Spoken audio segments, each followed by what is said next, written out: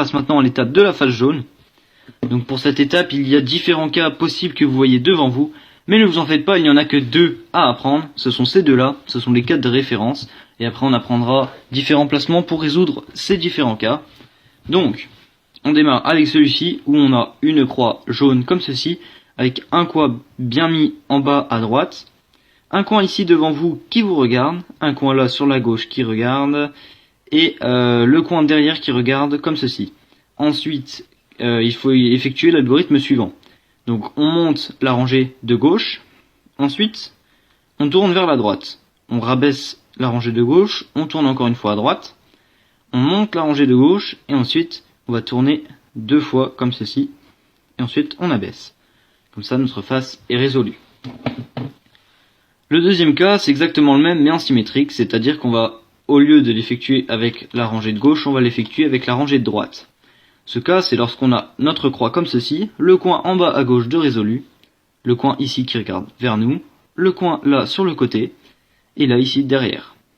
On va lever la rangée de droite, tourner ceci vers la gauche, rabaisser la rangée de droite, tourner encore une fois vers la gauche, remonter notre rangée de droite et revenir comme ça deux fois.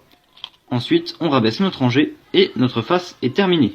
Maintenant, on entame les cas un peu dérivés de ceux que je viens de vous montrer. Donc on commence avec celui-là, où on a notre croix jaune, avec deux coins qui sont bien mis derrière, et deux coins qui regardent vers nous devant. Pour ceci, on va effectuer l'algorithme, où on monte à droite, on tourne une fois vers la gauche, on rabaisse notre rangée de droite, on tourne encore une fois vers la gauche, on relève notre rangée de droite, on ramène deux fois comme ceci, et on abaisse. Comme ça, on se retrouve dans un de nos deux cas qu'on avait juste avant. Comme ça, on a notre croix, un coin comme ceci qui est bien mis.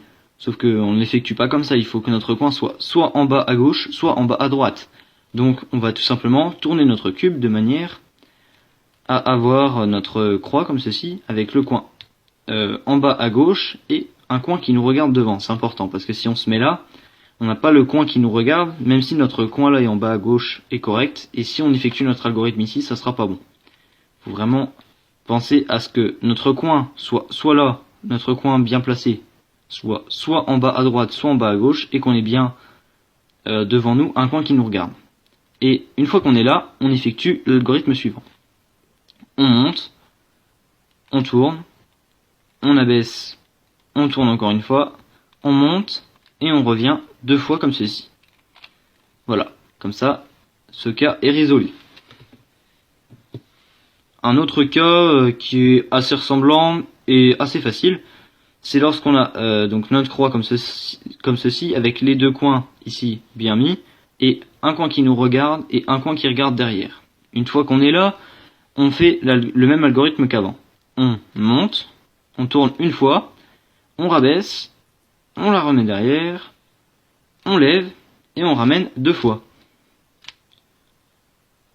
On va tomber dans le cas où on a notre croix, un coin ici bien placé, le coin qui regarde un sur le côté et un derrière, et on fait l'algorithme comme ceci.